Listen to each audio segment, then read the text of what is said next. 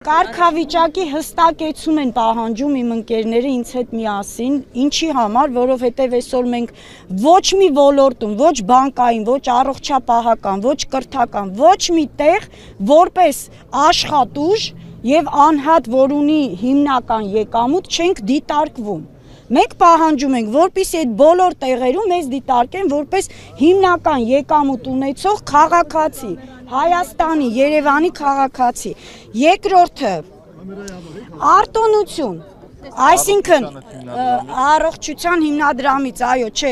արտոնություն երթևեկության կանոնների հետ կապված։ Կամերաների դեմ խանգարում եք, կամերաների դեմից ժողովուրդ, եկեք այս կողմ։ Ժողովուրդ ջան, ես ուզում եմ հաշվի առնենք, որ մեր բնակչության 90%-ը երթևեկության կանոններից, տարրական կանոններից օգտվել չգիտի։ Կանչում են ընենց տեղից, որտեղ կանգնել, կայանել արգելվում է 6-700 դրամանոց պատվերի պատճառով, մենք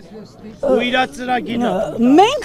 տուժվում ենք կներեք, էլի 5000 դրամ ես տուգանք եմ վճարում, որ մի հատ ուղևոր վերցնեմ ընենց տեղից, որտեղից հնարավոր չի կանգնել, կայանել 59 վայրկյան։ Ու ապրեք, այո, տուգանքները գերազանցում է մեր եկամուտներին քշելով 15-ից 16 ժամ դեպքում։ Չի կարելի ասենք բարեկեցիկ կյանք ապահովել, ուղղակի անհնար է այս ոլորտում։ Երրորդը միջնորդավճարի նվազեցում,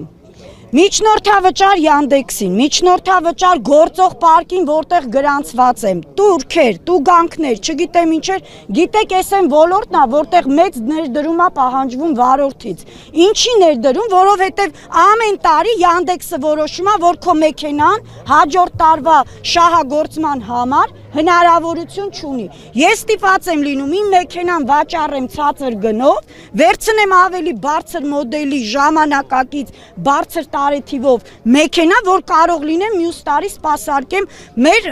երևանցիներին, հա, սենց ասեմ։ Ու սա պակաս կարևոր ոլորտ չի, քան ավտոբուսը, տրոլեյբուսը կամ մետրոն անգամ։ Սա ավելի կարևոր ոլորտ է, որը բացի թողի վիճակում է։ Ուղղակի իմ ընկերների հետ մենք խնդրում ենք այս բոլոր կետերին տալ ընթացք եւ դրական լուծում։ Ընդամենը ուրիշ բան ավելացնելու ես կարծում եմ այս պահին չկա։ Ձեր անազգանից ասեք։ Սաթենիկ Վարդանյան։ Եկեք, իրաք համ ստորագրեք, եկեք ստորագրեք։ Խնամքով վարում եմ, էլի կշարունակեմ վարել։